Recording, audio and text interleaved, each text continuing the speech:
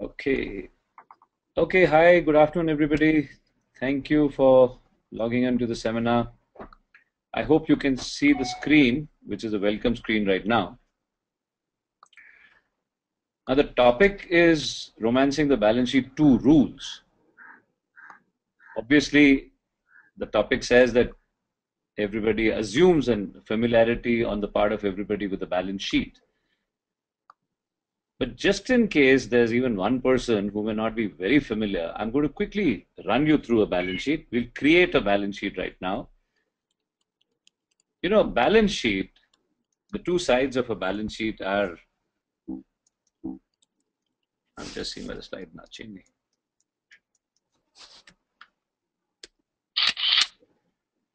Okay. Usually the two sides are a liability and asset, and the liabilities represent sources of money, where the money has come from. And the assets tell you what you did with the money. So let's imagine there's a new organization. This organization needs money to begin with. So the first thing it does is goes to the owners. Can I have some money? And let's say this organization needs about, let's put large numbers. It needs about 1,000 crores. And let's imagine the owners contribute about 400 crores. I don't know why the slides are not changing. Oops. Okay, owners contribute about 400 crores. And for the remaining 600 crores, they go to a bank or somebody and they borrow. So the first thing I'm trying to tell you is when an organization needs money, it has no choice but to borrow. It borrows partially from the owners, which is called capital, partially from outsiders, which is called a loan. But since both are in the nature of loans, both are shown as a liability. But the only difference is in the terms of borrowing. On what terms do owners lend and on what terms do outsiders lend? Folks, when this organization needed money and it went to the owners and outsiders, you will all appreciate no lender is ever going to lend without asking a series of due diligence kind of questions. Questions designed to establish, number one, the need for money, the ability to effectively deploy the money, the ability to generate income, the ability to service the loan, and the ability to repay the loan. So when this organization needed money and it went to the owners and outsiders, both these people must have asked, first tell us, why do you need this money? What are you going to do with it? Where are you going to invest? How much do you think you're going to earn? What are you going to give us? If we give you the money, what's our reward? And the most important question, when are you going to return the money? So let's give this business some product. Let's say this is a furniture manufacturing organization. Let's give it a name. Let's say this business is called Globe Furnitures. So Globe Furnitures says, you know, I'm asking for this money because I intend setting up a furniture manufacturing enterprise. So I'm going to take your money, owners and lenders, and I'm going to use it to buy some wonderful assets for myself. I will also use it to buy raw materials. I will use your money to hire people. And once my product is ready, I will use your money to do selling and marketing expenses. And you know, once I've made my product, once I've sold my product, I will generate profits. And when I make profits, owners, I'm going to reward you. Lenders, I'm going to reward you also. So both these people must have said, Globe Furnitures, we have no doubt at all. When you earn, of course, you're going to reward us. But our worry is something else. Our worry is, you think you're going to earn. Can you please tell us what happens to us in case you don't earn? And if Globe Furnitures must have said, folks, if I earn, I will reward you. If I don't earn, how can I reward you? Now, listening to this kind of an answer, out of these two lenders, one will back out, one will chicken out. Obviously, who will chicken out? The lenders, the outsiders, the bankers. The bankers will say, if our rewards are going to depend upon whether you earn or you don't earn, then we are sorry, we're not interested in lending. We will lend you on one condition, and the condition is guarantee us a return. And Globe Furnitures must have said, bankers, you're being so unfair. How, if I don't earn, how can I reward you? But folks, we all know there are times in life where beggars can't be choosers. You want the money, you'll also have to agree to the lender's conditions. So reluctantly, Globe must have said, bankers, you expect us to give you a reward even when we are losing money? All right, we'll agree to that since we badly need your money. But then Globe must have said, we have a couple of requests also. Request number one, Mr. Banker, you expect us to carry on rewarding you even when we're losing money. Then for heaven's sake, don't keep your expectations sky high. You want a reasonable kind of a return. Maybe we'll be able to afford it even when we're not earning. Banker must have said, fair enough, we are happy with, let's say, 10%. You can see the 10% return against loan, that signifies the rate of interest. Banker said, we are happy with 10%. And Globe Furnitures must have said, bankers, if you expect us to give you 10% when we are losing money, we will do that. But then on the other hand, don't forget, we just might earn, and we might earn a huge amount of money. Then you, Mr. Bankers, don't keep an eye on that. If we're going to give you 10% when we are losing, then we will give you 10% when we make pots of money also. Banker must have said, fair enough, we'd rather have the assurance of a guaranteed return than have the possibility of a very high return in 1 year and nothing in another year. So folks, on what condition do outsiders lend money? Outsiders lend money on the condition, give us a guaranteed but a limited amount of return. Now the owners of this organization are listening to this conversation. Owners now turn around and say, Globe Furnitures, we are not like the bankers. We are not so unreasonable. We understand you're going to have ups and downs in your life. There are years where you'll make profits. There are years where you may make nothing. So Globe Furnitures, we are willing to give you our money with no guarantees whatsoever. In other words, Globes, if you don't earn, we are okay if you give us nothing. But then owners must have said, Globe, you understand, we are sticking our neck out. We are taking a chance of getting nothing. So Globe, when you don't earn, we will take nothing. But on the other hand, when you do earn, and after you have rewarded everybody else, we will take everything. Is that also fair? On what condition do outsiders lend money? Outsiders lend money on the condition, give us a guaranteed but a limited amount of return. Owners lend money on the condition, we don't want guarantees. But then we don't want limits on how much we can earn either. So this organization borrows 400 crores from the owners, 600 crores from bankers. This 1,000 crores are now deployed on the right-hand side of the balance sheet that you can see. Excellent assets are purchased. These assets are now put to use. And now this organization starts generating revenue.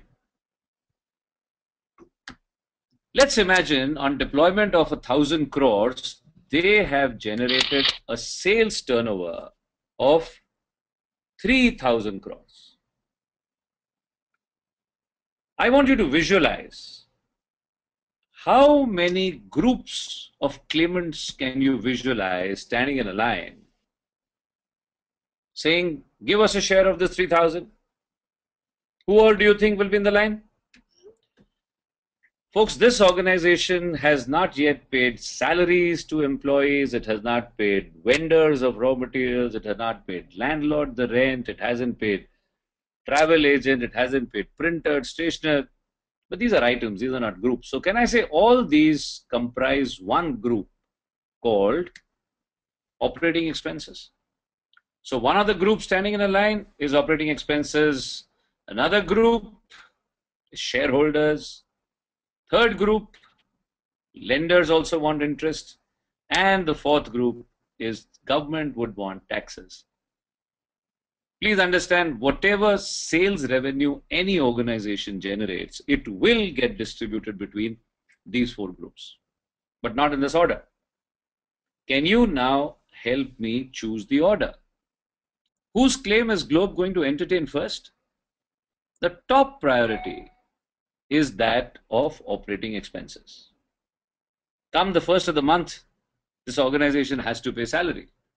They have to pay the landlord. On the due date, they have to pay overheads. Let's imagine this organization's operating expenses are about 1600 crores. How much is left now? 1400. What is this figure called? I'm sure some of you must have said right now this is called gross profit or some other term. But I must tell you, for gross profit, you'll have to split operating expenses into two parts. When you minus the first part, it will be gross profit. When you minus the second part, this figure is now called the operating profit. Or what kind of profit is this? This is the stage of profit where from sales you have recovered operating expenses, but you still have not paid. You can see those four claimants. You paid the first one, but you haven't paid the second one, the dividend. You haven't paid the third one, the interest. You haven't paid government the taxes.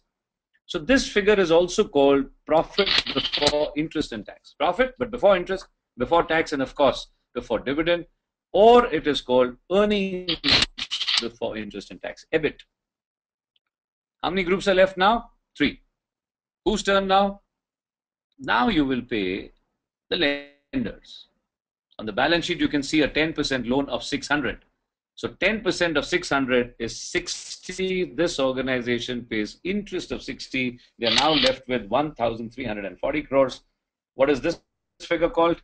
From PBIT, I has been paid. Interest has been paid. So what is left is called PBT, profit before tax. Now there are two groups left, the shareholders and the government. Now you will pay the government the income tax. Let's say income tax amounts to 340. What is left is now called 1,000 crores will now be called the profit after tax, PAT. Folks, who does this figure belong to? This will belong to the owners. Because the owners had said, Globe Furnitures, if you don't earn, we will take nothing. But when you do earn, and after everybody has been paid off, we will take everything. So now in the line, the owners are standing there. And the owners will say, Globe Furnitures, now please give this 1,000 crores to us. But when this organization needed the owners' money, it had gone and made all kinds of rash promises to the owners. All the profits will be given to you and so on. But now that it is time to actually give it to the owners, this organization starts having a change of heart. They start negotiating with the owners. They say, owners, all you have done is given us 400 crores. Share capital is 400. We said all the profit belongs to you, and of course it does belong to you, but owners, you understand, had you invested your money anywhere else, had you put it in a bank, you would have earned 5%. In fixed deposits, you would have earned 8%. Had you put it in bonds, you would have earned 10, 12%. And risky ventures, 20%. Globe Furniture says, owners, we can give you 30%. We can give you 40%. We can give you 50%. But please don't take the entire 1,000 crores away. Question is, why is this organization doing this?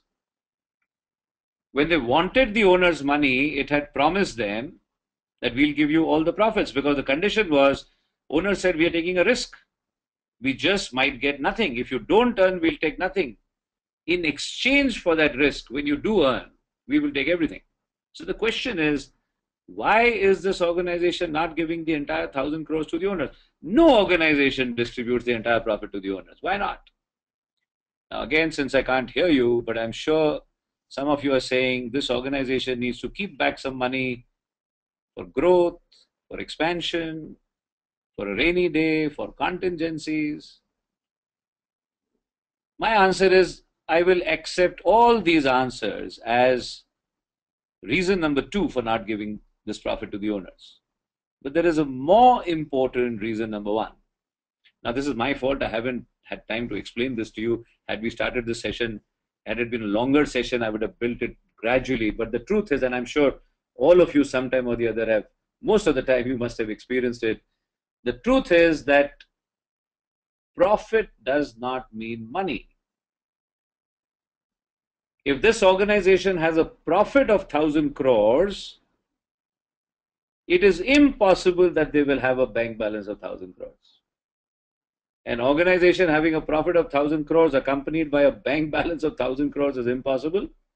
But an organization having a profit of 1,000 crores accompanied by a bank balance of minus 600 crore is absolutely possible. A refrain that constantly comes from business owners and leaders is, where is the money? Accountants tell us so much of profit is there, so much of revenue is there, but why don't I see it in the bank? Profit and money have got no connection at all, and if at all we want to establish a connection, it's an inverse relationship. Higher the profit, lower the bank balance. So the first and the foremost reason why this 1,000 crores has not been given to the shareholders is, where is the money? They've got a profit of 1,000 crores, but not a bank balance.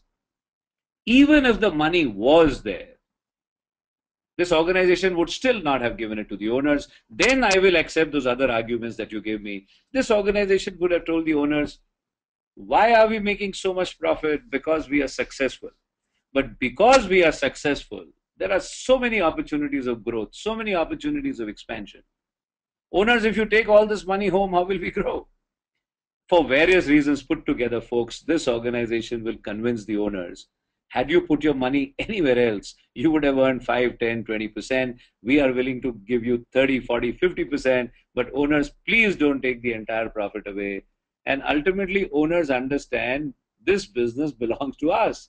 If it is in the interest of the business not to give it to us, then it is in our interest not to take it out of the company. So owners said, no problem. Globe Furnitures, you cannot give us the entire 1,000 crores. Doesn't matter. How much can you give us? 50%? Give us 50%. Tell me, how much did the owners invest in this company? 400 crores. How much is 50% of 400 crores? 200. So this organization gives the owners a dividend of 200. How much is left now?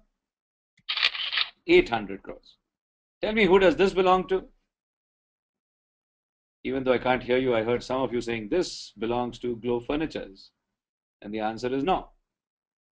This continues to belong to the shareholders. Gentlemen, by shareholders, when they accepted 200 crores out of a profit of 1,000 crores, they did not waive their right over the remaining 800 crores. They simply said, Globe Furnitures, you can't give us the entire 1,000, doesn't matter. How much can you give us? 200? Give us 200. Use our 800 crores. So tell me, till yesterday, how much money did this organization owe the shareholders? That 400 crores of share capital.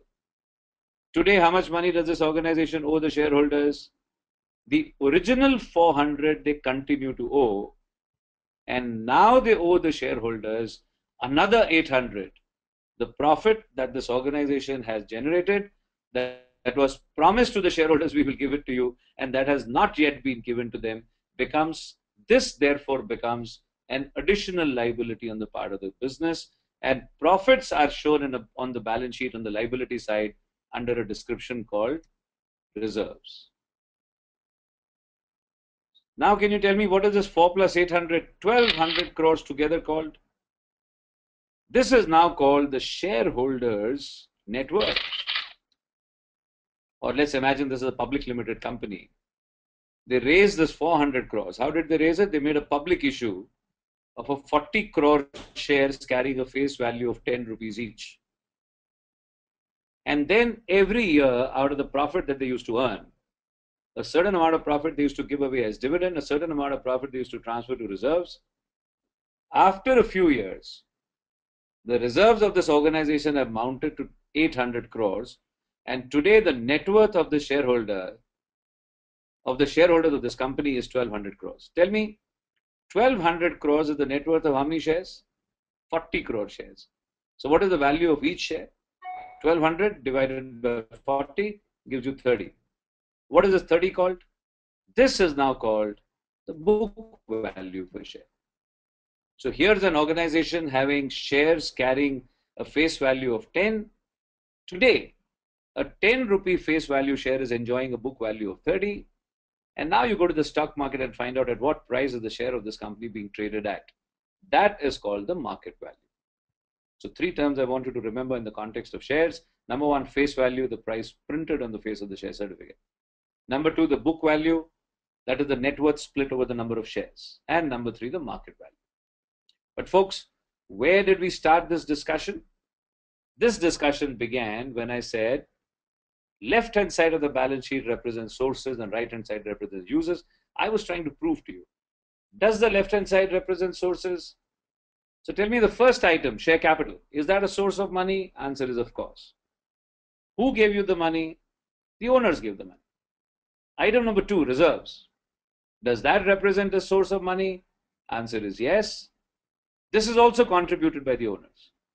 The difference is, in case of share capital, the owners physically invested the money. In the case of reserves, they haven't invested the money, but they left behind that portion of profit that they could have legitimately taken home. So first item is owner's direct contribution. Second item is owner's indirect contribution, because another way of looking at it is you should treat as if that PAT of 1,000 crores was actually given to the shareholders. And the shareholders came back and said, Globe, we want to return 800 crores back to the organization as our additional contribution. Item number 3 on the liability side, that loan, is that a source of money? Answer is yes. Who gave you the money? Some banker, some outsider. But gentlemen, organizations also go to vendors. They also go to suppliers, buy materials, and they say, can we pay you later? Those items also appear as creditors on the liability side. Is this a source of money? Answer is yes. The difference is the banker gave you a loan in the form of cash. The vendor gave you a loan in the form of materials, but it's a loan nevertheless. You will now recognize the left side of the balance sheet is merely a collection of sources. But the key question to be answered is, why did this organization, why is it going around collecting money from everybody? It borrows from the owners, it borrows from outsiders. Owners contribute directly and indirectly. Outsiders contribute in cash and kind. Question is this an arbitrary collection of money, or must it be as per a design? In real life, folks, it could be arbitrary or it could be as per a design. But if this organization wants to succeed, it better make sure that this is not a random collection of sources. It better be as per a plan. Tell me, what will happen if this was an unplanned garnering of resources? Answer is, if this money had come without a plan, then when this organization goes to spend, it will find one out of two things happening. Because the money has come without a plan, when they go to spend and buy the assets, they will either find that halfway through acquisition of assets, they've run out of money, or they will find they have bought all the assets that they need and there is still money left over. Folks, if the money has come without a plan, this organization is either going to fall short of money or they will have surplus money. Tell me, which is a happier state of affairs? Should you have less money than you need, or should you have more money than you need? Answer is, if you have less money than you need, you will not be able to function. This organization wanted to start a hotel. It was a 50-story building. They ran short of money. After the 30th floor, they ran out of money. How can you function? If you have less money than you need, you will get into trouble. If you have more money than you need, I think you will get into bigger trouble. I am now giving you one mantra of good finance management. And that mantra is, please remember, less is bad, more is worse. Now, I think how less is bad, everybody can readily appreciate, but how can more be worse? I will need a little time, but by the time I can communicate that to you, give me about half an hour or so. But folks, remember, this rule applies across life. What kind of manpower should you have on your rolls? Less than necessary or more than necessary? Less is bad, more is worse. What kind of installed capacity should you have in your factories? Less than necessary or more than necessary? What kind of materials should you have in your godown? Less than necessary or more than necessary? Answer is, everything should be at an optimum level. Name of the game is optimization. And therefore, I'm trying to tell you how much money to raise is an art by itself. And what tells you how much money you should raise? Answer is the right side of the balance sheet. And therefore, I've always felt, if you are in a position to start a new business or a new enterprise or a new project, I think the first thing you must do is to prepare an imaginary balance sheet of the business or project that you intend to start. And tell me, which side of the imaginary balance sheet will you make first? Answer is the right hand side. Visualize till the last penny. What assets does this business need if it wants to function well? How much money is required for land, for building, for machinery? And no guessing, folks. If you say, I need so much money for land, I've got to assume you have gone, scouted for land, shortlisted the land, negotiated the price, perhaps signed a document to freeze the price. Then you are saying so much money is required. Every figure should be a thought out figure. And once the right hand side is ready, now you total it up. Let's say the total works out to 1,000. Step number 2, look inside. How much money do you have? How much share capital does this company have? 400. How much did they need? 1,000. So the next realistic exercise you have to do is, where is the difference going to come from? Who's going to give this money to me? Where are you going to borrow it from? The remaining items on the left hand side of the balance sheet. This is called capital structure planning. And once a blueprint is created, that this much money is required and this is the way we are going to finance it. Folks, now when you start the real thing, start with the left hand side. First, invest the money that you propose to invest. Simultaneously start the process of borrowing, and once money comes in, you start investing.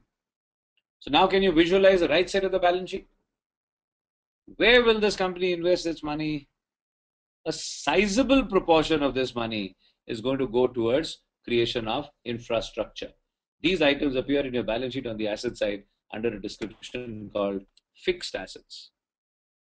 Let a sizable proportion go into the infrastructure. Let a substantial portion of money go towards creation of infrastructure. But the owners of this business better ensure that they do not exhaust all the resources in the creation of infrastructure alone. They better make sure that having created infrastructure, they have more money left. Why? Because they are now going to require a continuous supply of something known as working capital. And why do they need working capital? Answer is, after buying land, building, machine, they better have money, because when a customer gives an order, you need to buy raw materials before the customer will pay you for it. All customers don't pay advance, and even if they pay, it's a small proportion of the value of the order. You have to invest money in inventory, and you have to also make sure, irrespective of the inflow from operations, you have sufficient amounts of cash in hand, because day-to-day expenses can be met. And folks, very often, not only customers don't give advance, but even after you have delivered the product, they will say, come 60 days later and collect your check. And you have invested in those customers and they haven't paid you, folks. Debtors are one more requirement of working capital. Now, what I've shown you is a very, very quick introduction to a balance sheet. Left-hand side of the balance sheet tells you where the money has come from. Right-hand side tells you where the money has gone. Money comes typically from two sources. Owners contribute and outsiders contribute. Owners contribute in two ways: share capital, and when they leave behind the profit reserves. Outsiders contribute in two ways: when they give you loans in cash and they give you loans in kind. Money goes into two avenues in any business. It goes partially towards creation of infrastructure, fixed assets, and partially it goes towards supply of working capital. And working capital has maximum of three components: inventory, cash, and debtors. Now, this introduction for me was very important because I wanted everybody to be on the same page so far as this is concerned. And now let me take you into a very, very important area of finance management. Folks, sometime back, many years back, the Reserve Bank of India had conducted a study of all the sick units in the country. And the study was done to find out, why do businesses go sick? You know, if you do a quick little brainstorming amongst ourselves, why does sickness happen? We are all aware that India started a liberalization, globalization program with effect from 1991. Pre-91, we were not that open. They were local entrepreneurs who were not necessarily the best in the world, but for lack of competition, they were managing to survive. Post 91, government opened up its doors, foreign players came in. These foreign players had probably the latest technology at their disposal. And some of our local entrepreneurs must have found, in comparison, their technology is out of date and they did not have the money to buy new technology. Some people must have become technologically obsolete. Do you think technological obsolescence could have been responsible for a certain portion of sickness in industry? Let's brainstorm amongst ourselves causes of sickness. Do you think technological obsolescence can cause a certain portion is possible? There could be a second category of entrepreneurs who technology wise were as good as anybody else.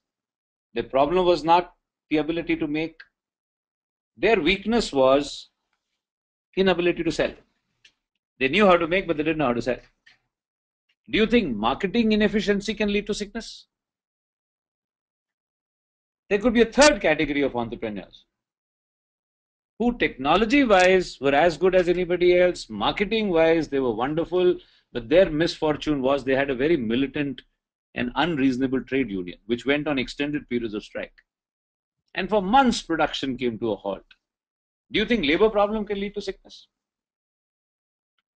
Folks, Reserve Bank of India conducted a study of all the sick units in the country, and their study has found out of all the sick units, over 95% of them were not sick due to any of these three reasons. That means these three reasons put together were responsible for not more than 5% of sickness. And over 95% of businesses were sick due to one reason: financial mismanagement. Now, what does it mean? I'll tell you what it means to me. To me, it means if somebody comes to me and says, I went sick because I became technologically obsolete, I don't understand how to blame that person. Suddenly, this person has a giant in front of him as a competitor. This giant is miles ahead in technology. This poor person doesn't have the money to buy new technology. How do you blame him? Somebody comes and says, I went sick because of labor problem. Sympathies go out to him. How do you blame him? But when somebody says, I went sick because of financial mismanagement, I think the blame lies squarely on the shoulders of this person. Why does it lie on his shoulders? You know, to answer this, I must ask you a question. Very often when I do these sessions are titled as sessions on finance for non-finance persons. If I could see you right now and if I had asked you how many of you are non-finance persons, can I see your hands? I'm sure almost all hands would have gone up. And then my answer would have been, when I ask you how many of you are non-finance persons, I think not a single hand should have gone up. And that will raise an interesting question. You are saying you are non-finance persons. I am saying you should not say so. Question is, what do I mean? There seems to be a problem of definition. How you are defining who a finance person is and how I seem to be defining. So folks, who's a finance person? Let me give you my definition. Is it the job of a finance person to track financial information, to collect financial data, to record that data, collate that data, present that data, to prepare financial statements like profit loss accounts and balance sheets? Is that the job of the finance person? Answer is no, that is the job of the accounts person. But if collecting, recording, presenting financial data is not finance management, then what is finance management? I will give you my definition now, which may or may not make absolute sense at this point of time, but I'm going to relate to it every now and then as I go ahead. My thinking is, finance management is merely the ability on the part of every individual in the organization to understand the financial implication of whatever you are doing. I'm sure all of you are familiar with the term called bottom line. Bottom line refers to profit. I think the ability on the part of every individual in the organization to understand the impact on the organization's bottom line of every action of yours is what finance management is. And why should everybody understand how their actions are going to impact the bottom line? So that as far as possible, everybody does those things that impacts the bottom line positively and avoids doing those things that hurt the bottom line. And if this is what finance management is, then I think every individual in the organization whose actions have the power to affect the bottom line is a finance person. So if I ask you once again, how many of your actions affect your company's bottom line? This time I hope all hands have gone up. Then when people like you say, I'm a non-finance person, I kind of interpret that answer to be, you are saying, I don't care how my actions will affect my company's bottom line. But that's ridiculous. Nobody in the organization should be doing anything without first understanding, is my action going to impact the bottom line positively or negatively? If it impacts positively, do it. If it is going to have a negative impact, don't. I'll give you a quick example. Let's imagine there is a salesperson. This salesperson is out on the field selling some product, any product, maybe selling computers. This person bumps into a potential customer and the customer says, how much is your computer for? And for argument's sake, let us say the salesperson says it's for 100,000. And the potential customer says, I'm starting a new software company. I require 1,000 pieces of this computer. But my budget is not 100,000. I cannot go beyond 80,000. If you're willing to accept my offer of 80,000, I will be very happy to place an order for 1,000 pieces. Tell me, such offers must be coming the way of salespeople all the while. This salesperson standing in the field is now expected to take a decision. Should I say yes to this customer or no? Tell me, the moment the salesperson has said yes or no, has he taken a sales decision or has he taken a financial decision? He's going to call it a sales decision, but I'm telling you, this is finance management. Folks, you appreciate if this organization could afford a price of 80,000, this salesperson has committed a crime against the company if he says no. And if this organization could not afford a price of 80,000, this salesperson has committed a bigger crime against the company if he says yes. This is finance management or mismanagement in action. I could probably give you similar examples for everybody in every department of the organization.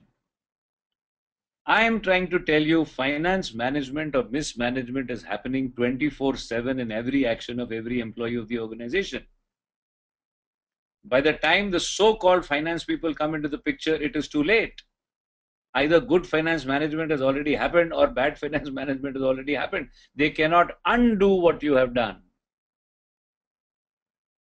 It is a myth that finance management happens in finance department. Accountancy happens in finance department. Finance management happens across the organization. And this inability to understand has caused 9 out of 10 businesses in the world to close down. I gave you Indian statistics, but my statistics applies all over the world. It is an established fact that over 9 out of 10 businesses in the world that closed down because of bad finance management. So, when I go on and on like this, that good finance management is so important, bad finance management is responsible for 90 to 95% of sickness, and good finance management can only happen when everybody in the organization practices it, not a handful of people in the accounts and finance department. When I go on and on like this, chances are one of you gets up and says, okay, Anil, I'm convinced good finance management very important, and it can only happen if my actions are financially intelligent. So can you tell me what is good finance management so that I can implement from tomorrow? This is what I'm here for right now. Now, when somebody would say, can you tell me what is good finance management? My answer used to be, I'm sorry. I cannot tell you what is good finance management in 2 lines. It's not a definition. It's a whole subject. It's a philosophy. It takes years to learn. And then I used to feel the unfairness of it all. What am I doing? I am first communicating to you the importance of the subject. I am perhaps creating in you a desire that, I'm willing to learn and I'm willing to arm myself with the understanding. And when you say I'm willing and I'm ready, I say, I'm sorry, I have no answers for you. I used to wonder, can I give you a magic formula? You want to understand what is good finance management? Here is a magic formula. Do this from tomorrow and good finance management will happen. Folks, while there are no magic formulae, what I'm going to do with you now is pretty close to that. I am going to give you what, in my opinion, is good finance management presented to you in the form of two rules. Let's call them the two golden rules of good finance management. My conviction is you understand these two rules. Good news is they're very, very easy to understand. Not everything in finance is common sense. These two rules are also common sense rules. Folks, you understand these two rules. You internalize these two rules. If you promise me never to violate these two rules, I will promise you a majority of problems that others face on account of bad finance management, you will never face. I repeat, if you promise me never to violate these two rules, I am promising you most problems that others face, you will not face. And these rules are equally relevant in your personal life as they are in your professional life. So folks, now we move on to what are these two rules. I'm not sure if time will permit me to elaborate on both the rules, but I'll give them to you. Within the time constraints, maybe I'll be able to elaborate more on one of them. Now, everything in, okay, Manak, if you're listening, this is the time we can do the quick poll. So should I hold on for a second?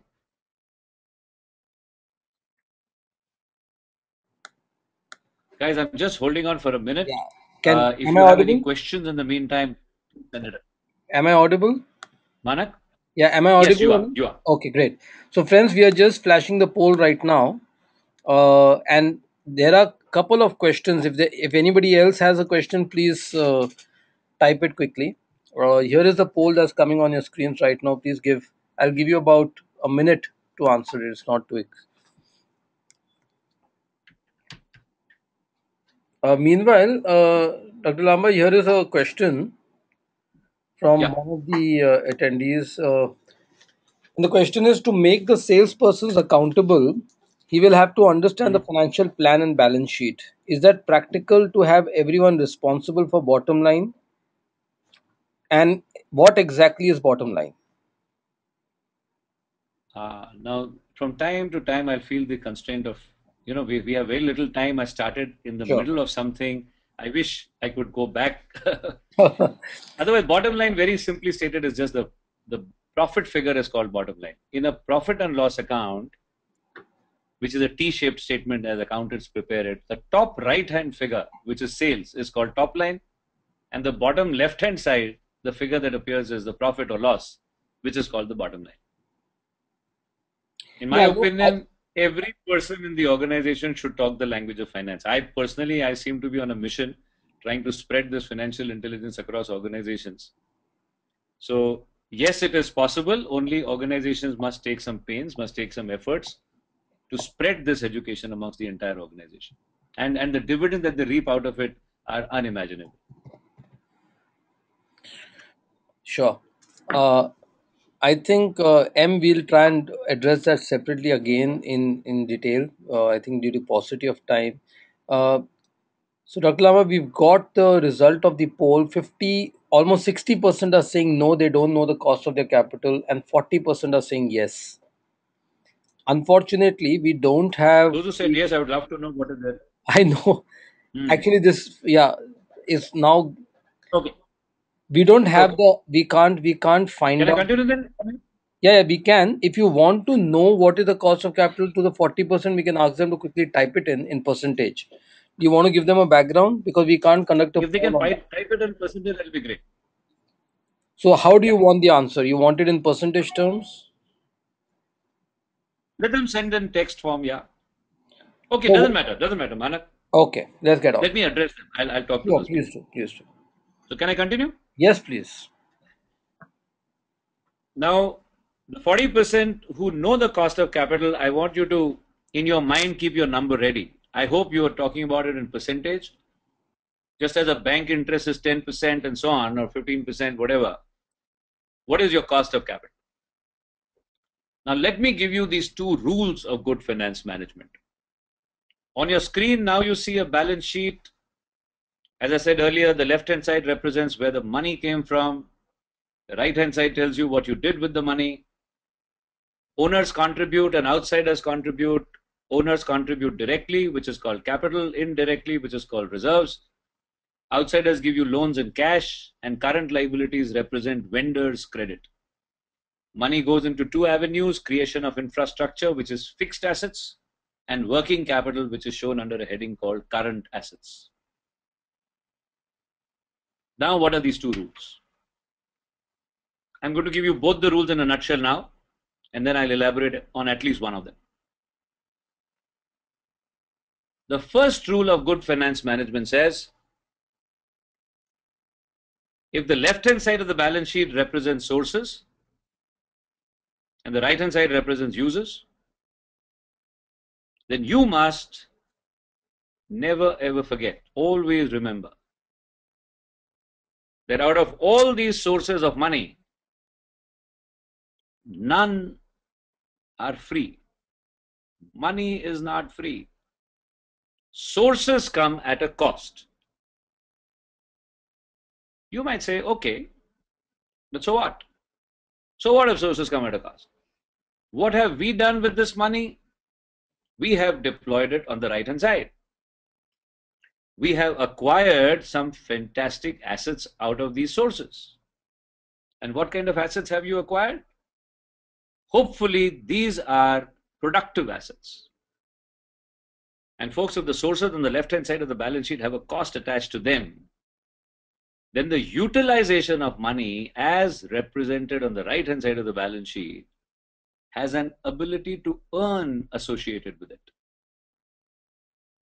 The first fundamental common sense rule of good finance management says, you must never ever invest your money without ensuring that what you can earn through the deployment of resources is at least equal to, preferably greater than, the corresponding cost of sources. What does the rule say? Rule says, recognize left side of the balance sheet. Again, my slide is stuck. Left side of the balance sheet has a cost. Right side of the balance sheet has an ability to earn. The rule says, don't ever invest your money without ensuring what you can earn on the right hand side is at least equal to the cost of the left hand side. On the one hand, folks, this is such an elementary rule that you don't even need to be literate to understand it. Even illiterates understand this. What do I mean by that? Let's say you catch an illiterate person and tell him there's one moneylender shop across the street. Can you go there and borrow some 10,000 and come? This illiterate person goes to the moneylender, borrows 10,000, but the moneylender says, I'm going to charge you 15% interest. The moment this illiterate person walks out of the moneylender's shop, you intercept him. And you tell him, now, give this 10,000 to me, and I will pay you 10%. What answer will you get? No. Why not? He's going to say, I can't give, he's not going to use the language, but he's saying, I can't give it to you because this investment opportunity violates the golden rule number one. And the rule number one said, never ever invest your money without ensuring what you can earn is at least equal to the cost of capital. So folks, on the one hand, I'm telling you, illiterates understand this. On the other hand, I'm telling you, this is a golden rule of good finance management. You might turn around and say, so what's golden about it? Everybody understands this. Folks, you will be amazed. You will be amazed what an illiterate person will not do. How many large organizations there are that are guilty of doing. what are they guilty of doing? They are guilty of investing their money into avenues where they are not even generating a return which is even equal to the cost of capital. And what is scary is they don't even know it. Right now, you will find it difficult to understand because you are saying, on the one hand, you are telling us illiterates understand this. On the other hand, you're telling us large organizations, professionals working over there. Are you saying they don't understand all this? I want to tell you, recently, the other day, I was in a flight and I was reading this magazine when this was the time when Romney and Obama were having the contest, and I came across an article about Bain and Company. The Bain and Company is a company where even Romney has a stake. And they have a division called Bain Research. And I was reading Bain Research's findings, and Bain Research has said in the US, 95 out of 100 companies routinely fail to earn even equal to the cost of capital. Manak just took a poll and he says 40% don't know or 60% don't know, one of the two numbers. They don't know your cost of capital. Folks, tell me, why did this illiterate person tell you no when you said, give this money to me and I'll pay you 10%? He said no because he knew his cost of capital is 15%. Can you imagine this illiterate person going to the money lender, borrowing 10,000 and forgetting to ask him what's the rate of interest? Now, if you had offered him 10%, you understand he might have accepted. First prerequisite, you got to know your cost of capital. Because you are meeting investment opportunities every day. There are those opportunities which you should accept, which you should roll out the red carpet to. But there are others you should say, sorry, I'm not interested. And which one should you say not interested to, where you're earning a return which is lower than your cost of capital? But there's a second rule also. Now, to explain the second rule, in fact, I want you to draft the rule yourselves. I'll give you the situation. You tell me the rule. You went to this illiterate person. You said, give me this 10,000. I will pay you 10%. Answer given to you was no. Can't. I'm paying 15. How can I give it to you 10? So let's imagine you tell this illiterate person, you are paying 15. I understand. I will be happy to give you 20%. Will he give it to you now? Gentlemen, even now he may not give it to you. Why will he not? Here is an investment opportunity that now satisfies rule number 1, but maybe it does not satisfy rule number 2, which I haven't told you yet. What is rule number 2? I want you to draft it yourselves. I'll give you the situation. What if, when this illiterate person went to the money lender, said, I want to borrow 10,000, money lender said, okay, but I'm going to charge you 15%. And the money lender said, Mr. Borrower, please ensure that you return it in the next 1 month. You went to him, you said, give this money to me, I will pay you 20%, and I will return it after 2 months. Can he give it to you? Answer is no. Why not? This investment opportunity now satisfies rule number 1, but fails to satisfy rule number 2. So can we put rule number 2 into words? Folks, rule number 2 says, also don't forget. What did I tell you not to forget first? First I said, don't forget, money is not free. Now I'm telling you, also don't forget, none of these sources is a gift. Under what heading do they appear? They appear under a heading called liability. What does it mean? It means every person who has lent you the money today is the same person who's going to be standing outside your door tomorrow saying, can I have my money back? But you have taken this money and deployed it on the right-hand side. You bought some assets. But the person on the left-hand side is going to want it back. It's a matter of time. So how are you going to give it back? And therefore, rule number 2 says, invest your money in such a way that the assets will bring the money back before the liabilities ask for it back. So let's put these 2 rules in a nutshell now. What is rule number 1? Rule number 1 says, investment in assets must generate a return which is at least equal to the cost of capital. And rule number 2 says, Assets must bring an inflow before the liabilities demand an outflow. Again, had we did a longer session, I would have probably in the beginning taken you through some parts of profit, loss, and balance sheet, and then I would have told you, according to me, successful organizations stand on two pillars. Pillar number one, ability to generate profits. According to me, it's the responsibility of everybody in the organization, obviously. And pillar number two, ability to effectively manage cash flow.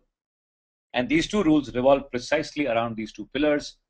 Rule 1 talks about profitability, earn equal to or greater than cost of capital.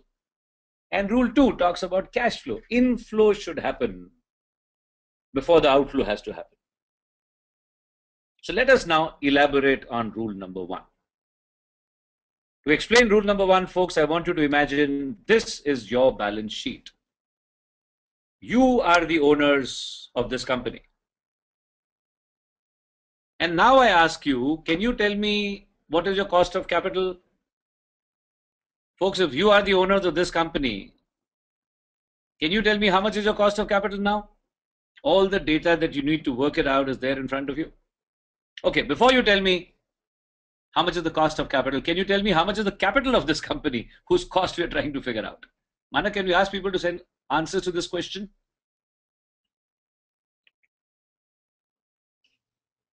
Manak, if you can hear me, tell me how much is the capital of this company whose cost we are trying to figure out? Okay, my experience is when I ask this question, there are people who would have said 300, there are others who would have said 1,000, and there are others who would have given me a combination of the remaining figures. One has said But 500. my thinking is, huh? There's been one. 500? Yeah, two of them have given One 500. answer gave 500. There are two answers on 500. Three have said 500 now. Oh, 3 have said 500. One has said 900. 100% of those who responded, One has said 900. 900. Wonderful. Okay. My experience is usually I get 300, 500, 700, 900, all the possible combinations. But I think for the limited purpose of this discussion, you must interpret the word capital to mean 1,000. Folks, what is the logic of rule number 1? Logic of rule number 1 is left-hand side of the balance sheet has a cost, right-hand side of the balance sheet has an ability to earn. You got to understand what does the left-hand side cost you, so that you can make sure the right-hand side earns for you at least that much. How much is the total of the left-hand side? 1,000. Question is, what does this 1,000 cost you, so that you can ensure the right-hand side 1,000 can earn for you that much? But folks, the 1,000 on the left has got 4 components. What is component number 1? Owner's money, share capital.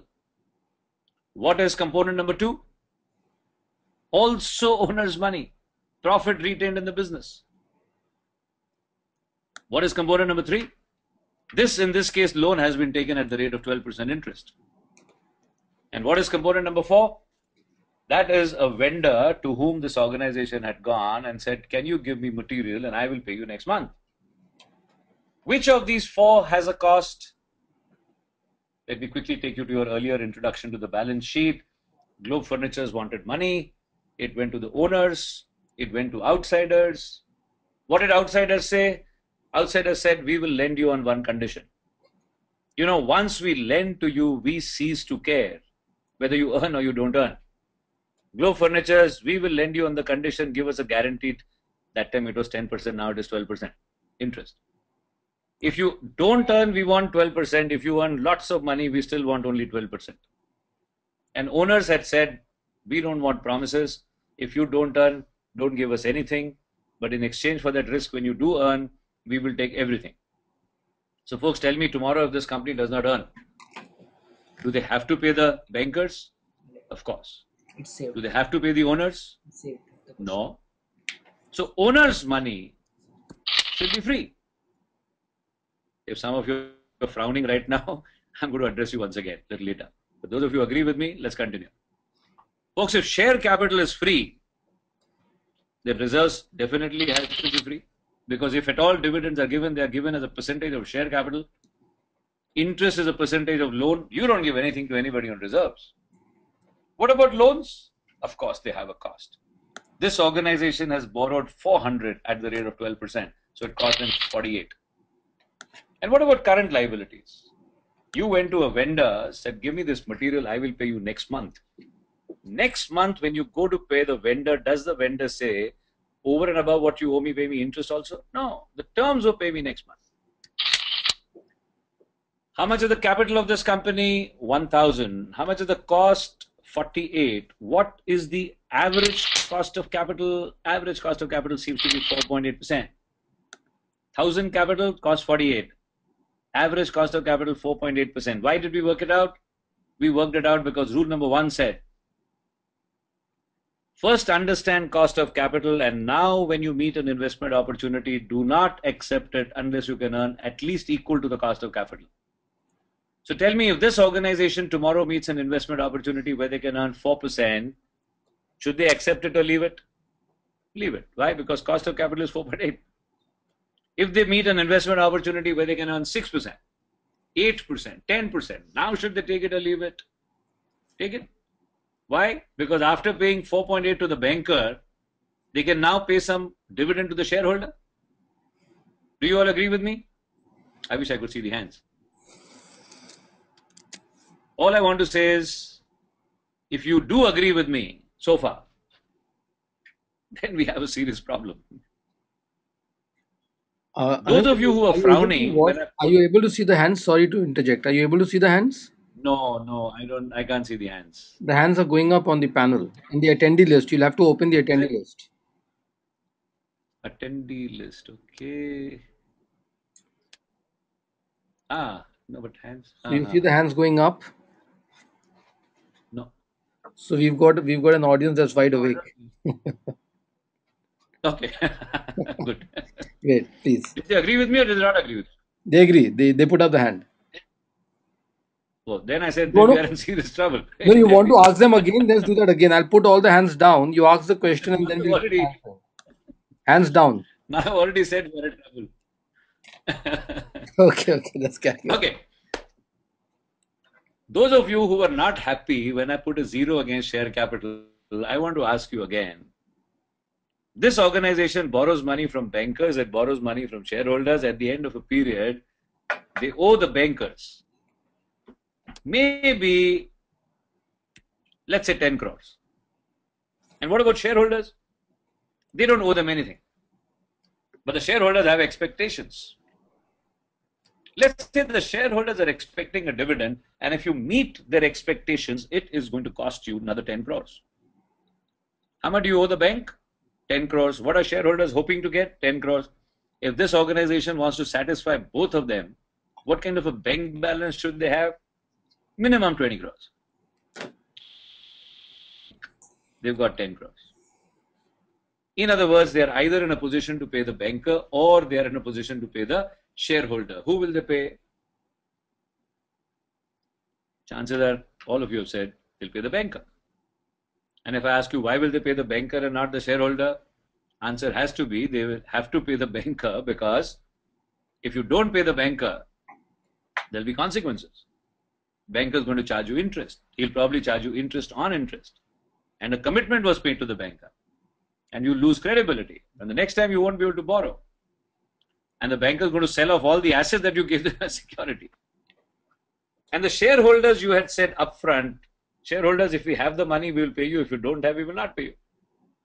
So when an organization finds they owe the bankers 10 crores and shareholders are hoping to get 10 crores and they have just about 10 crores, chances are they will pay the bankers and default on the shareholders. Ladies and gentlemen, to a large extent, this is all theoretical nonsense. There are enough examples in real life where, faced with a choice of this kind, the company will go ahead and pay the shareholders, even if it means defaulting on the banker. Immediate question to come to your mind is going to be, why? Why are they committing a foolish act like that? Why are they paying someone like a shareholder who is powerless to do anything if you don't pay him? And they are paying the shareholder at the cost of not paying an entity like a bank which controls the live stream. They can sell them out. Why are they committing suicide? So we need to quickly understand, folks, what I don't want to emphasize on this too much, but I want to give in a short my opinion. What will happen if they don't pay the bank? I just now said commitment, banker will charge interest, he'll sell out the assets. But the question is, when will he do that? Folks, my assumption is this is an honest company. This is not a cheat. This is not trying to cheat the bank. It has an old relationship with the banker. It is a respectable organization. However, it's such a professional organization. They genuinely believe bankers are outsiders and shareholders are also outsiders. Both are lenders. Both need to be paid. But there is recession going on. There's shortage of money. And this company found they had enough money to pay one out of two lenders. And the crime is only when they had to choose between the two lenders, they seem to have chosen the shareholder over the banker. And now what will happen? Folks, obviously, if it's an honest company, old relationship with the bank, and recession and all is going on, the banker also is not going to pounce on them the next day. The bank will take a somewhat sympathetic approach, and chances are for the next month, 2 months, nothing will happen. Then the banker first starts a polite follow-up, then the letters turn serious, and then an ultimatum kind of a letter arrives, and then this borrower goes running to the bank. Mr. Banker, I've got all your letters. To tell you the truth, we've been going through hell. There has been no business. And in fact, so many months back, I owed you 10 crores. Today, I owe you 20 crores. And even if you sell out all my assets, Mr. Banker, you won't recover more than half the money. Of course, if you want to proceed against me, that's your prerogative. But Mr. Banker, I have, in the last few months that I didn't have the business, I did a lot of introspection. I tried to figure out where we went wrong. I have made a plan of action. And if I implement this plan of action, my company can come back on track and start making money again. Now, Mr. Banker, I leave it to you. Two choices a banker has. Either they proceed against the company, in which case they'll recover 50% of the money the company owes, or this borrower says, allow me time to implement the plan of action, in which case you can recover all the money that I owe you. What do you think? Only problem is the borrower says, Mr. Banker, to implement the plan of action, I need another loan of 10-15 crores. Do you think the borrower will get the loan? Answer is, of course, he'll get the loan. If my assumption... Hello? Yeah, no, you're fine. Now, if my assumptions are correct, it is an honest company, it is a genuine company, not a cheat, in trouble due to circumstances beyond its control. And it is true, if the banker proceeds against it, it can recover half the money. But the plan of action does make sense. And if more money is given to them, this company can actually will be in a position to pay the old loan and the new loan. Of course, they will get the loan. But the point is, why did I give you this example? What am I trying to communicate through this example? If the message you have received from me is, I have just now said anybody can default against the bank and get away with it, then I'm sorry, I have communicated wrongly. But what I'm trying to tell you is, when the right kind of an organization, by that I mean genuine, honest organization, for the right kind of reasons, by that I mean stuff like recessions and circumstances beyond your control. When this kind of an organization does not pay a banker, chances are the same banker may pump in money and bail it out of its problems. And why would the banker do that? Because you are eventually dealing with a reasonable lender to whom you can convince why giving me more money is perhaps more in your interest than mine. Folks, I'm trying to tell you, a banker is a reasonable lender. But the shareholder is the most unreasonable of all lenders. My limited purpose of giving you this example was to tell you, you don't pay a banker, chances are he may lend you again, but you don't pay the shareholder, it could well be the last public issue of your life. Or I'm asking you once again, does owner's money have a cost? Those of you who didn't agree with me earlier on when I put a zero, I want to say I completely agree with you. Of course, owner's money has a cost. It will be naive to think owner's money is free. But the next question is, if owner's money has a cost, then how much is the cost? Tell me, how do you measure the cost of loans? That is the rate of interest. How do you measure the cost of capital? That's, let's say, the rate of dividend. What is the most expensive loan that you have come across from the banking sector? Business loan, okay? Not personal loan, not credit card loan. Business loan, 10%, 11%, 12%, 14%, 15%. Max. Tell me, what is the cheapest share that you have come across? Have you noticed often when B grade companies also give dividend, they'll end up giving 30-40%? I'm now telling you, not only owner's money has a cost, but the cheapest share is perhaps more expensive than the most expensive loan. Bajaj Auto used to give 100% dividend, I don't remember for how many years. Then it went beyond that. L&T gave 3 years back a dividend of 14 rupees. Face value of the share is 2 rupees, 700% dividend. Then they gave a 1:1 bonus. After that, they gave a dividend of 16 rupees 50 paisa. Sorry, 10 rupees 50 paisa. A 10 rupee 50 paisa dividend after a 1:1 bonus is equal to 21 rupees before the bonus. 21 rupee on a 2 rupee share is equal to 1050% dividend. Hero Motors has given recently an interim dividend of 3500%, 70 rupees on a 2 rupee share. An interim dividend means dividend given halfway through the year. Why do they give halfway through the year? Because they said we made so much money, it belongs to shareholders. Why should we wait till the end of the year? But the moment you give an interim dividend, you are given a signal to the stock market, we are doing very, very well, and the market reacts. So the law says you cannot give an interim dividend and then not give a final dividend. Otherwise, cheated the stock market. So Hero Motors shareholders have received a dividend of 3,500% and guaranteed more dividend is yet to come. I am asking you, does owner's money have a cost? Answer is not only it has a cost, it has a huge cost. Loans cost you 10, 12, 15%. Shares cost you 50, 100, 1,000 or sometimes multiple of 1,000%. But we need to recalculate cost of capital. Originally, I had worked out 4.8%. I don't know what percentage you guys have in mind because Mana could not do a poll on the percentage. But I want you to compare with whatever you said with whatever I'm going to tell you now. Let's rework for the purpose of recalculating this cost of capital against share capital. I am putting an extremely conservative 40%. Not because I believe it should be 40%, I think it should be more, but only to keep the number manageable and not too large. But folks, what am I saying? Owner's money has a cost only when you are a public limited company. What if you are a proprietary concern?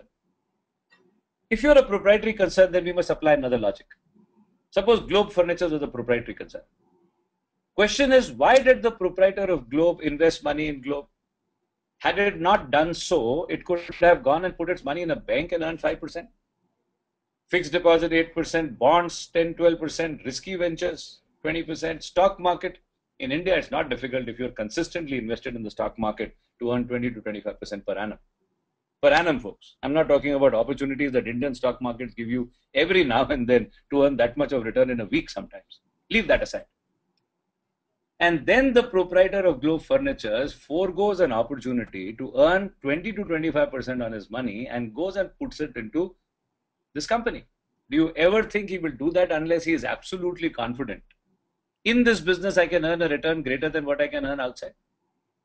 And you understand, when he invests outside, when he puts in a bank, when he puts it in bonds, when he puts it in stock market, who's working? His money is working. This promoter himself is sitting on the golf course. But when he invests money in Globe Furnitures, he not only invests money, but he starts working morning 8 o'clock to evening 9 o'clock. And then he invites blood pressures and stresses and ulcers and so on. Does he not deserve 10, 15% for his health? I'm saying whichever way you look at it, 20, 25% on your money, 10, 15% for your health. I'm saying unless a business can earn for the owner a minimum return of 40, 50%, the business is not worth running. I also know the moment I said 40, 50%, many of you must be thinking, show me a business which can earn 50%. So I need to explain, what do I mean by 50%? Folks, let's imagine I get an opportunity to start a trading business. I want to start trading in laptops. Let's say I buy my laptops for 100,000 each. So what am I saying? I should do this business only if I can sell these laptops for a minimum 150,000 with my own money, because my money costs about 40, 50%. So I should not do a business unless I can sell it for 150,000. But folks, I cannot sell laptops for 150,000. It's a very, very competitive line. I will be lucky if I can sell these laptops for 101,000. Now, should I be doing this business with my money or not? Let's imagine I have 200,000 of my own to invest. So what do? I buy 2 laptops for 100,000 each. I buy them for 100,000 each. I sell them for 101,000. I release the money. I buy two more. I sell them. Release the money. Buy two more. Sell them. Release the money. Buy two more. End of the year, I find I've sold 100 laptops. What did these 100 laptops cost me? They cost me at the rate of 100,000 each, 1 crore or 10 million. And how much did I sell these 100 laptops for? I sold them for 10,100,000. And what kind of profit did I generate? I generated a profit of 100,000. How much did I buy the laptops for? 1 million. Sorry, 10 million. How much profit did I earn? 100,000. What is the percentage profit earned by me? 1%. Should I be doing this business with my money? Answer is of course I should. Why? Folks, how much money did I invest? And how much did I earn? I may have earned a 1% margin on my cost of laptops, but I have nevertheless generated an ROI, a return on investment of 50%.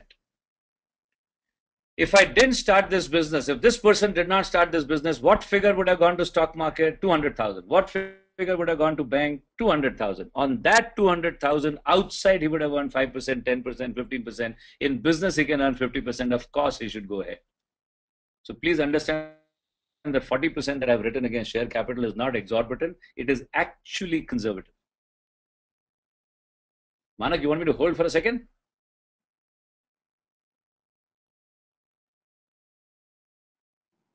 Hello, am I Manak, can you hear me? am I audible? Yep. Yeah, okay. Friends, just a quick check. Please raise your hands. Do we are okay to extend the time by about 15 minutes to half an hour?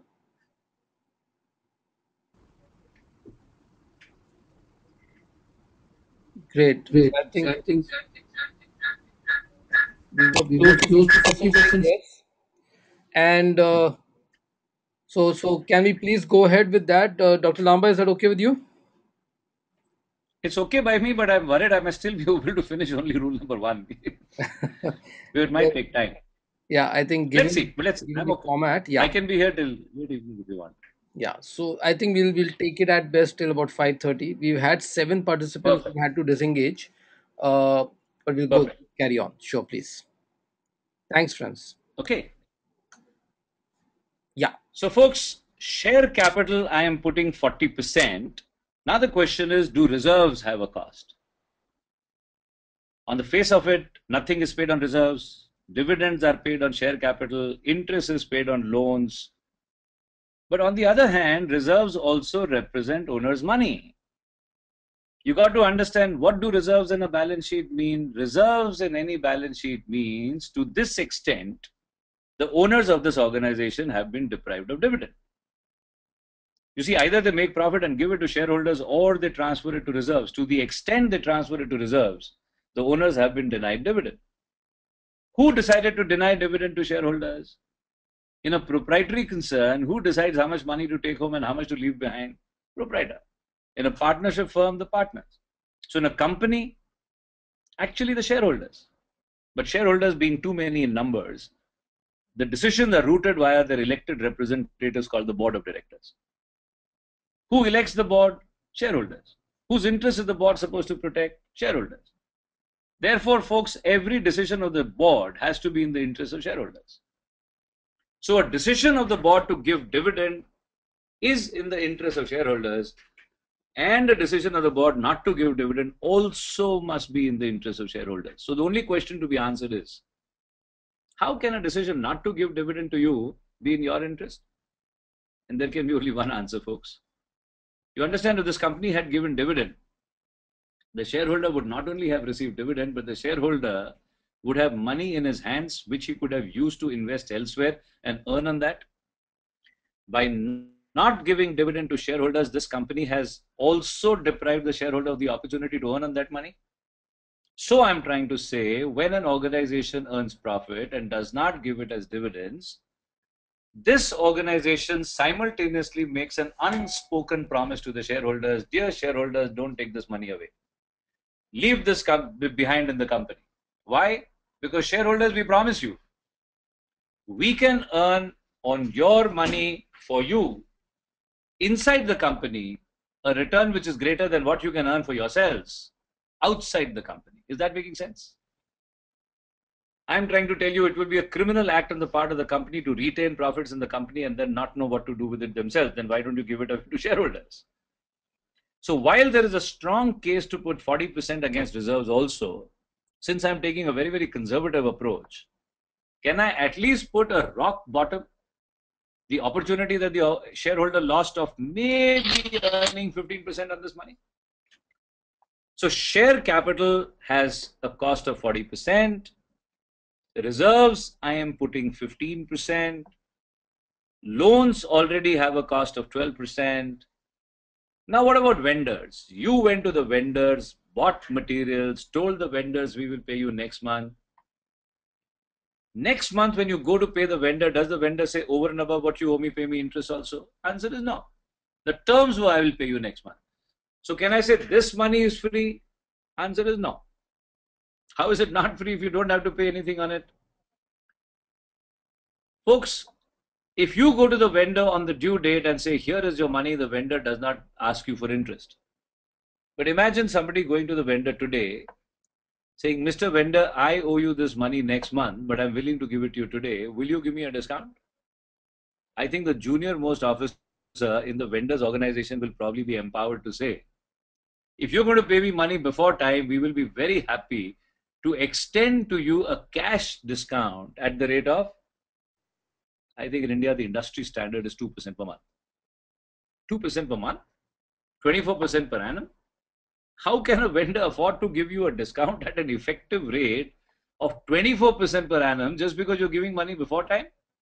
And the answer is the vendor can afford to do that because this is the kind of interest that the vendor has built into the quotation the day the vendor quoted to you on a 30, 60, 90-day basis.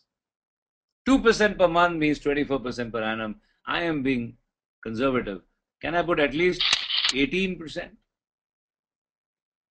Can we now work out the weighted average cost of capital of this company? This organization has borrowed 300 at 40%, 200 at 15%, another 400 at 12%,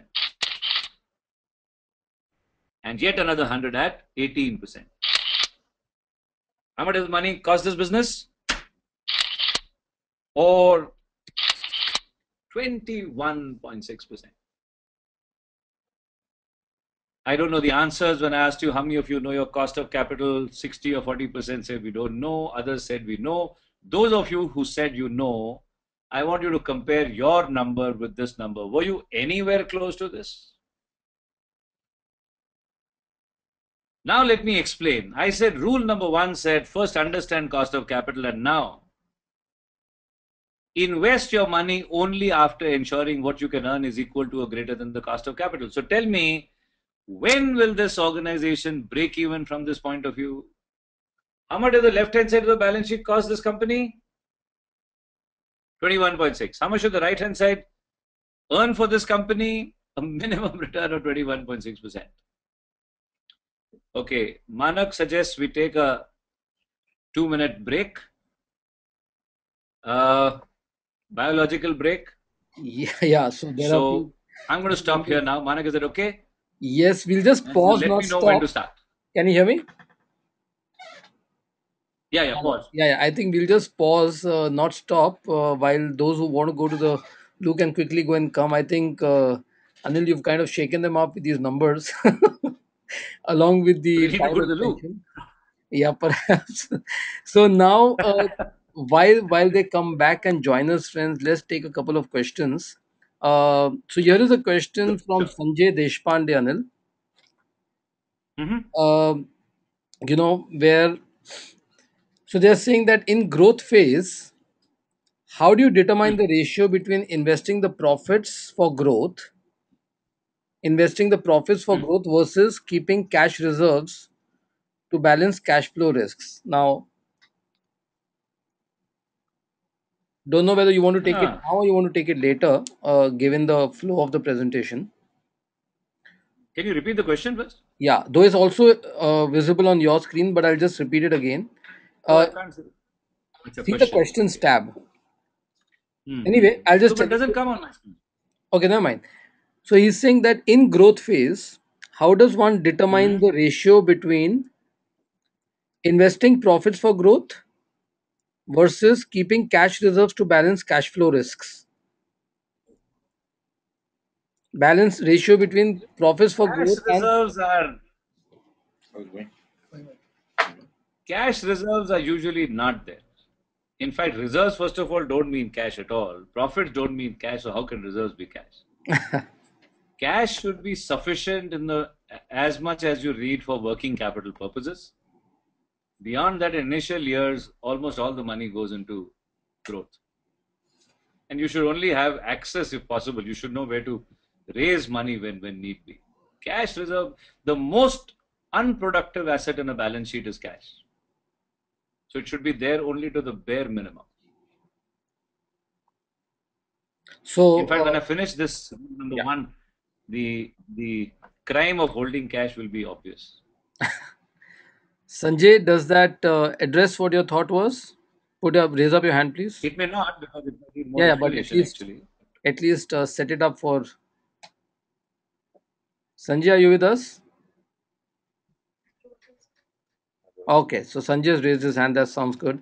There is another question. I don't know whether it's a question, but it was, I think, earlier when you were talking about the overall approach on credit and cash, where he said that in a situation where the capital is negative, where you're buying on credit and selling on cash and diverting funds to generate fixed asset, how does that happen? It's actually That happens and go- then a Subiksha gets happened. Subiksha's collapse is precisely because of that. And it's not negative capital, it's negative working capital. correct, correct. So Gautam, in case That because is rule number two, in fact. sure. So okay, so I think we should get on. There are no other questions so far. All those who had gone for the bio break, are you back? Please put up your hands.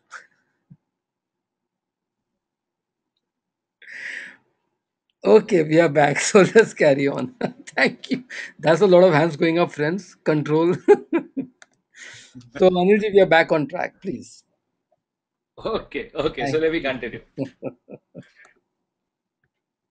So, what is the cost of capital of this company of ours? 21.6%.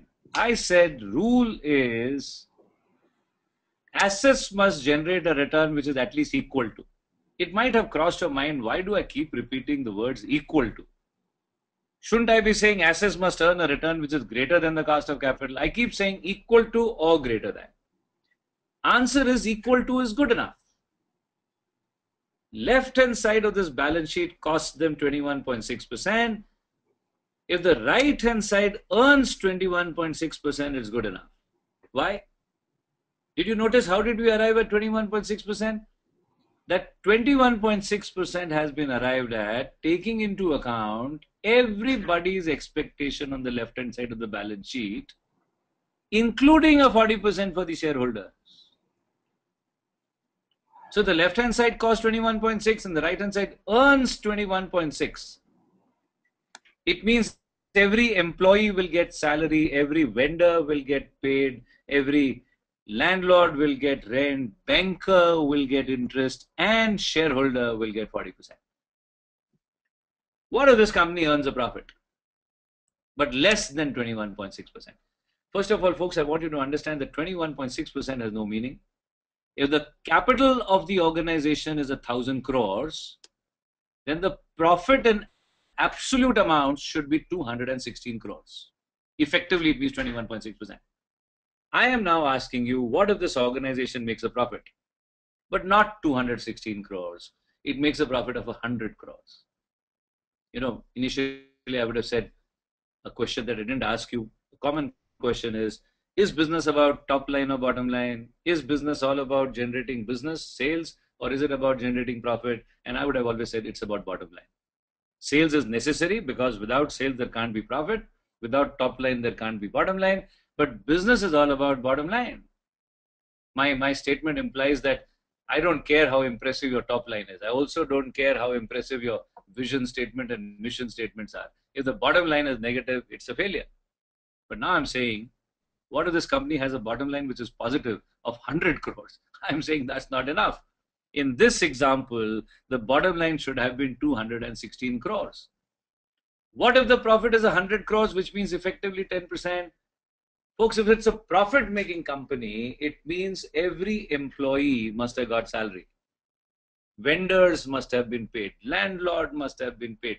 Banker would have been paid. So the shareholder said, we want 40%. They are taking home 5%, 7%, 8%, 10%. Would you call that a success? I would call it a failure. Gentlemen, what is business started for? What is the objective of starting any business enterprise? Objective of running a business enterprise is to make profit. Doesn't matter what activity you are doing. Don't ever forget that is the objective of starting a business enterprise. Of course, you got to be doing tons of corporate social responsibility and other things and all the good you must do. But you won't be able to do any good to anybody if your business does not make profits. You can't be making losses and then expect to do social service. No, sir, you can't. And now I am saying everybody is making money out of this company except the people for whom the business was started. Would you call it a success? Do you think it's a sustainable proposition? Once in a while, if the owners do not earn what they wanted to earn, it's okay. They are supposed to be risk takers. But imagine this happening on an ongoing basis. Year after year after year, owners are getting a return substantially lower than what they wanted or what they were expecting. Isn't it a matter of time that the owners of this company are going to call a roundtable conference? They're going to have a little meeting. They're going to have a little discussion. Why did we start the business? Did we start the business so that we could generate employment in the country?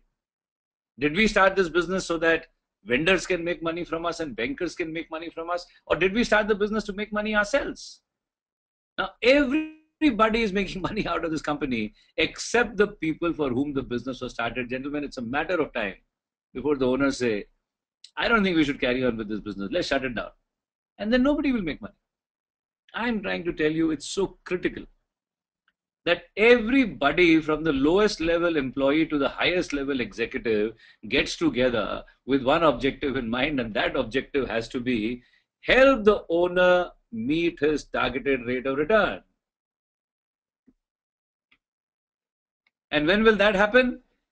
That will only happen if this company generates a return of 21.6%. What if this company earns, and you understand, folks, since the owner is the last person to be paid, if the owner gets his targeted rate of return, everybody along the line has made money, and that is a genuinely win-win-win situation.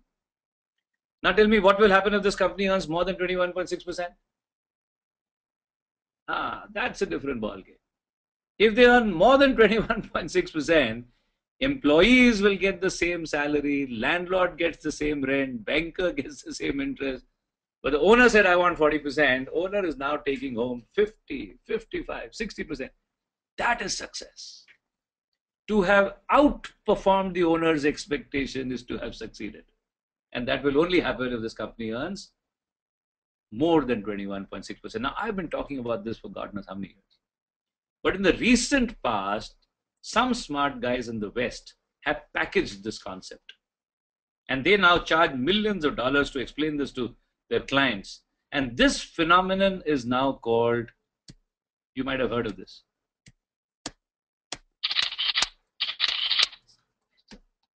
That is called EVA, Economic Value Addition. And when will economic value addition happen? Folks, economic value addition will happen if this company earns more than 21.6%. In other words, if they earn an otherwise handsome sounding return of 20%, we say, sorry, you have a negative EVA of 1.6%. But if they earn 22.6%, then you are an EVA positive company. Okay. Tell me, when will this organization break even from this point of view? Left-hand side costs them 21.6. Right-hand side earns for them 21 should earn for them 21.6%. But now I have a little bit of bad news for you folks. Bad news is left-hand side of the balance sheet costs, entire left-hand side costs but the entire right-hand side does not earn. Why does it not earn? Folks, I'm giving you homework. Your first homework is figure out your own cost of capital tonight. Do it tonight before it gets stale. Second homework is make a list of all your assets. What assets do you have? If you're a manufacturing company, you'll probably have land and buildings and machinery. If you're a trading company, you'll probably have showrooms and godowns, and you'll have furniture. Everybody will have furniture. You'll have computers. You will have ACs. You will have cars. You will have, if you have a large number of employees, you'll probably have a cafeteria. You'll have recreation area. You might even have art on the wall. Make a list of all your assets. You are going to discover against every asset,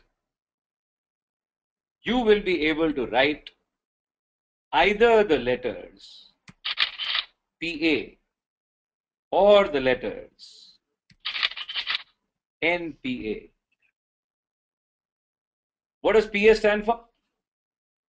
Performing assets, and therefore NPA stands for non-performing assets. All your assets can be broken up into performing and non-performing. What does non-performing mean? Gentlemen, you own a car and the car runs. Is it a performing asset or a non-performing asset? Answer is it is a non-performing asset. Your car is a non-performing asset. The taxi driver's car is a performing asset. So by performing, I don't mean performing the function it performs. Some assets earn for you, other assets do not earn for you.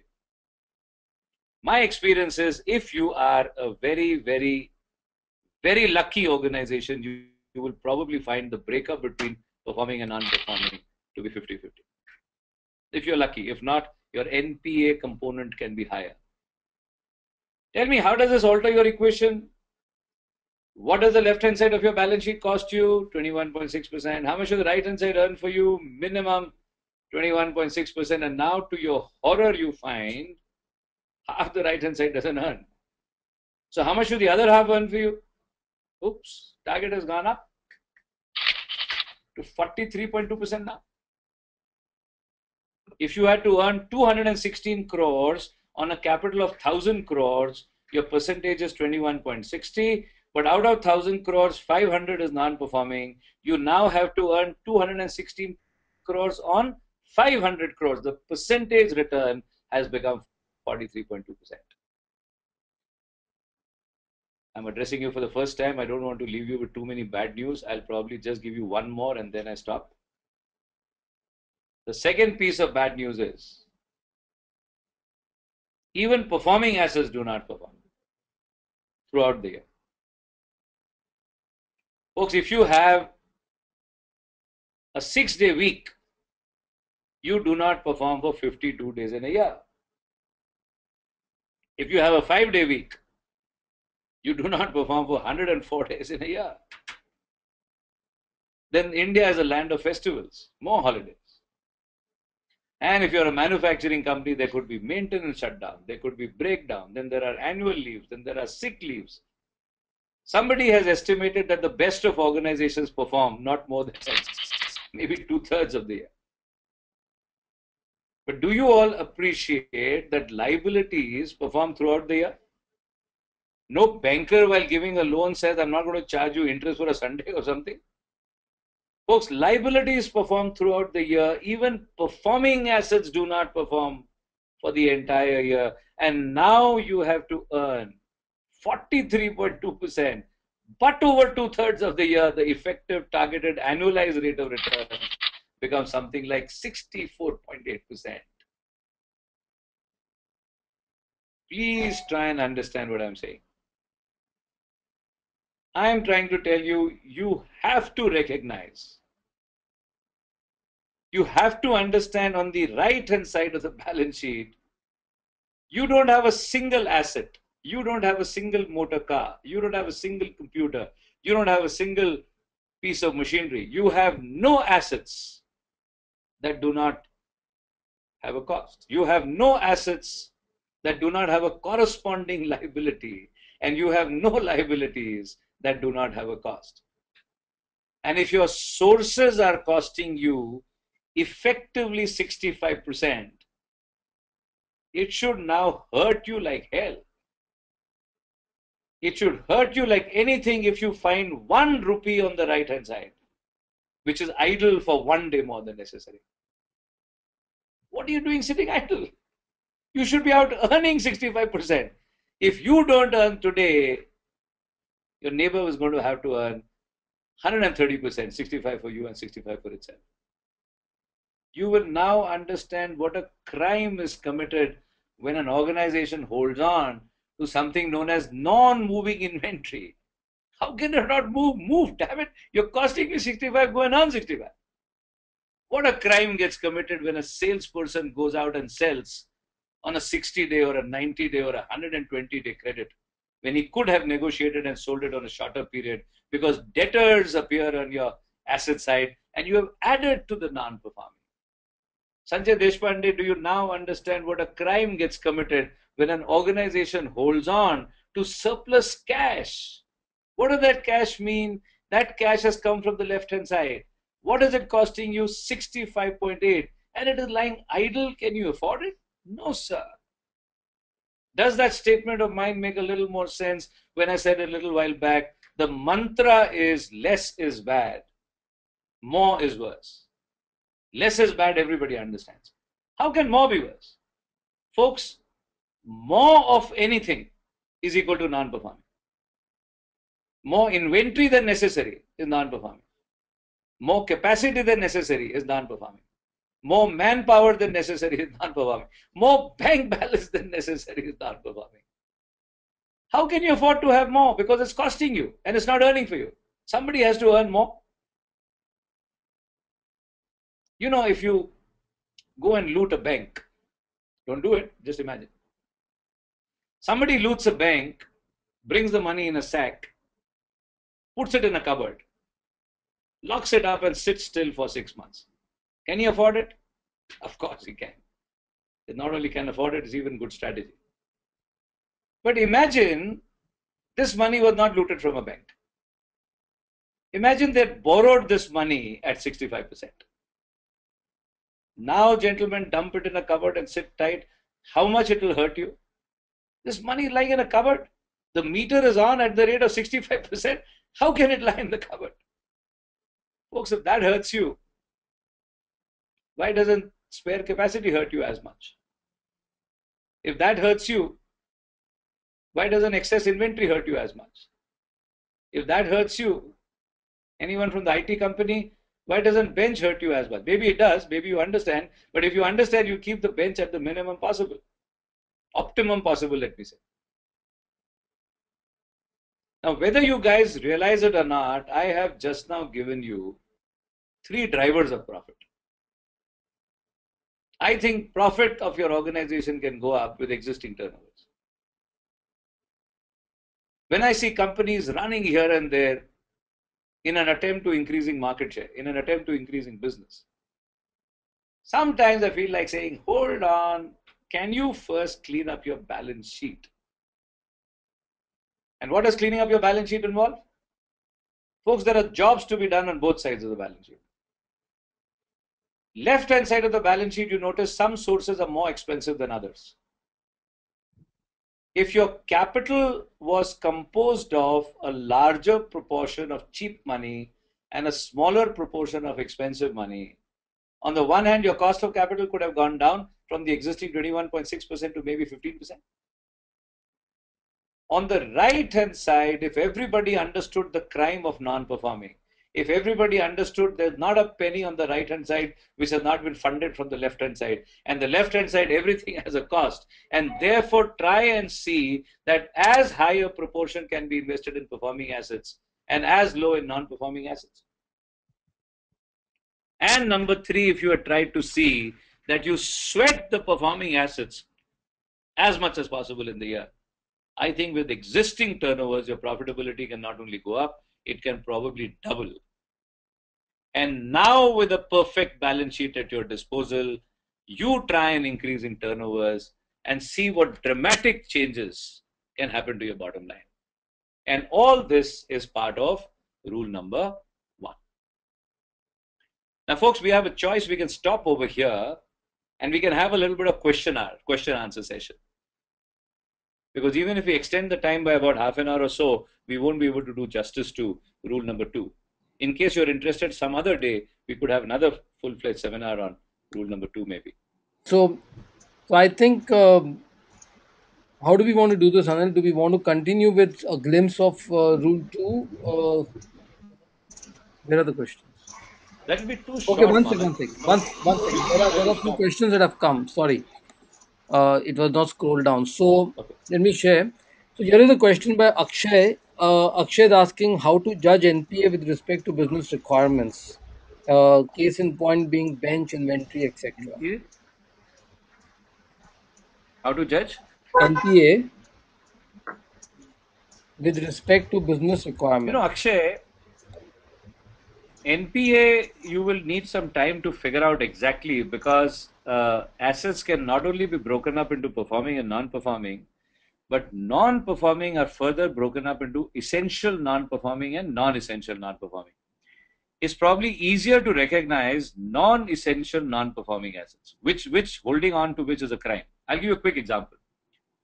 Every business has to have essential non-performing assets. For example, if you're running a hotel, now you got rooms in which people stay. The money that you invest on the rooms, is it a performing asset or non-performing? It's performing. You're renting it out.